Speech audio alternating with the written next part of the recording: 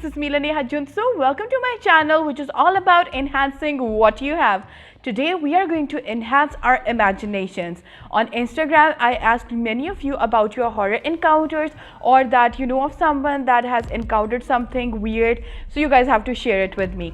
So yeah, you guys did, and now we're going to have this beautiful part that we're going to talk in it. So yeah, please, if you haven't watched other parts, I will suggest all of you to watch those parts as well, because those parts are really fun. So let's get started.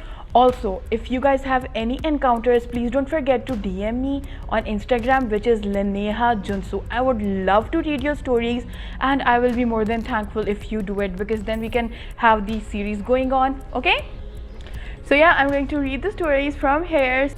So yeah, these submissions are by Tajworth, and I'm going to read it. So I have a couple of stories. You know those stories you hear about distant cousins seeing paranormal stuff?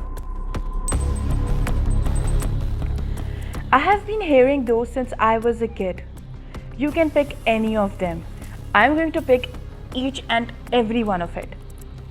This distant cousin of mine used to live in a rural area. He was really young when it happened with him. He was staying overnight at a relative's place. In the middle of the night, he woke up and saw dwarf-like creatures circling around his charpai. Charpai is kind of a bed. He somehow had the nerve to not to scream and fell asleep, I guess. In the morning, he woke up with a burning fever, went back home and told his parents what he saw. It took him some time to recover from that fever, and he swore he won't ever go back to that place again.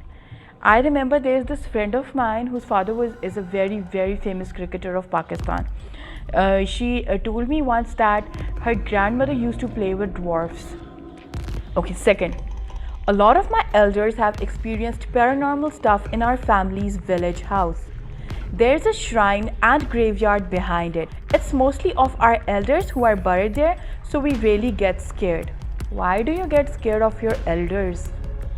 Anyways, though, a lot of the villagers used to avoid the shrine after dark because that place belonged to a really pious woman. She was a saint, I think.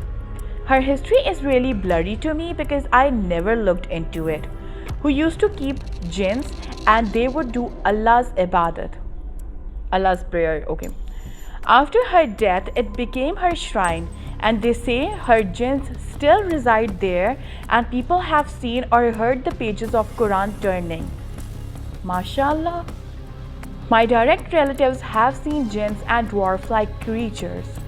Ya Allah, thank God I haven't seen anything like that. Alhamdulillah.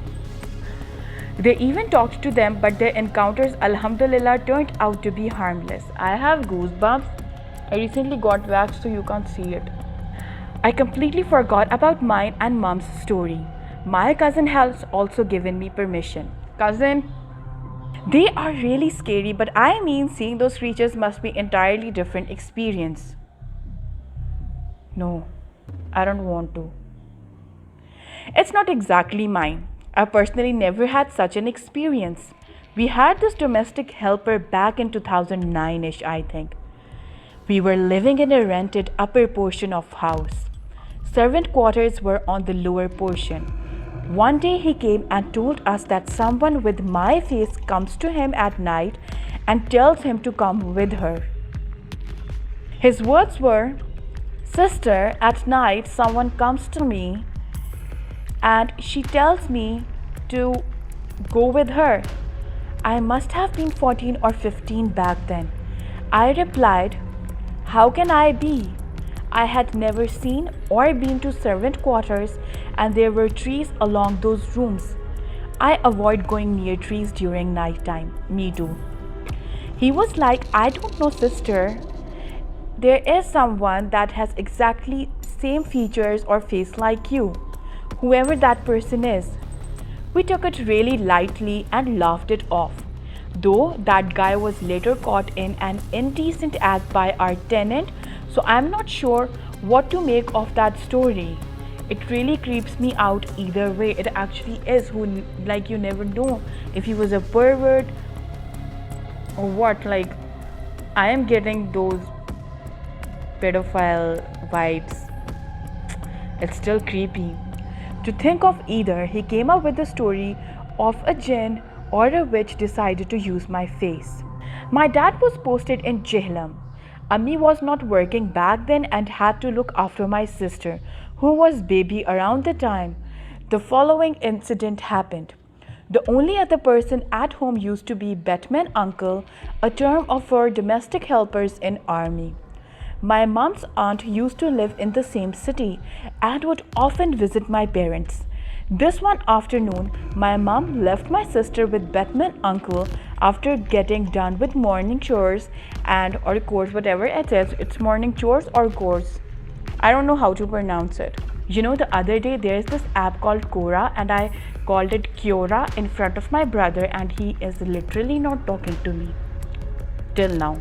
Anyways, so after getting done with morning chores or chores, whatever it is, and was about to go to sleep, when she saw her aunt through the window, her aunt was wearing burqa and glasses. Like her aunt was wearing hijab or she was covering herself. Mom said it was something she used to wear before but had stopped for whatever reason. Mom, being tired from chores or chores, wasn't in mood to entertain her and pretended to sleep. After a few moments, she felt as if someone sat on the mattress right beside her. Few seconds passed and Mom wondered why is her aunt not saying anything. She got up and saw there was no one there. She went out and asked Batman uncle where is her aunt, and uncle replied she didn't come today. Mom was shocked because she was definitely there. She did saw her and someone did sit on the bed. That Batman uncle had told my parents that something drags his charpai or bed when he is sleeping or overturns them and makes him fall. Mama. He soon left afterwards saying that house is haunted and Dad was later posted to another place. This happened in our village. Back then, storm plus rain was quite common in our village area. But one day it got really bad. The electricity went out. My uncle wasn't at home and his wife and the worker was there. The winds were really strong outside and so the doors or windows rattled a lot. With such weather, everyone avoids going out and it was expected that my uncle might not come home and would stay in Lahore if the weather stayed that way. I was scared when I first heard this story, so it might seem clipped or not whole. They thought someone is knocking the main door. The knock was hella loud and the maid went out to see who is it. She came back screaming, "Madam, there is a very big witch outside," and she refused to go out of my aunt's room. My aunt didn't take her seriously and was like, "I'll go check myself." When she stepped out of the room, there she saw what the maid was talking about. This big being, like a witch, was standing at the entrance of the house with arms held out. Mommy ran back to her room and I guess recited every Quranic verses she could think of. I don't know when, but blood also started appearing on the bedroom walls at some point of the story. After the storm went out and thank God my uncle returned, they told him what happened. Now black magic and all of these encounter stories are very common back in village, so I guess it didn't come as surprise when he heard what happened. My relatives or family members have been affected by black magic before and there are some distant relatives who do this. There are two stories about the same uncle seeing jinn. There's one my mother told me in which he once saw a jinn who told him his name is something. I'm not going to take the name, I'm scared. So my uncle had a severe fever after that. Also, the bungalow they were living in at that time had a room where some good spirit resided and so everyone avoided going in there. So I guess one of them might have wanted to talk to him. The other story is about him seeing this jinn who actually told him who sent him. I've got goosebumps. The jinn said that person has some sort of tree or plant. They have put an amulet with my uncle's name. Our distant relative's house, also neighbors in our family village, has tree or plant like the one that Jin described. I never knew what to make of that story because he wasn't harmed or anything. Thank you so much for watching, and I will see you all in the next part. Bye bye. Tajwer Tatar. Tajwer Ta.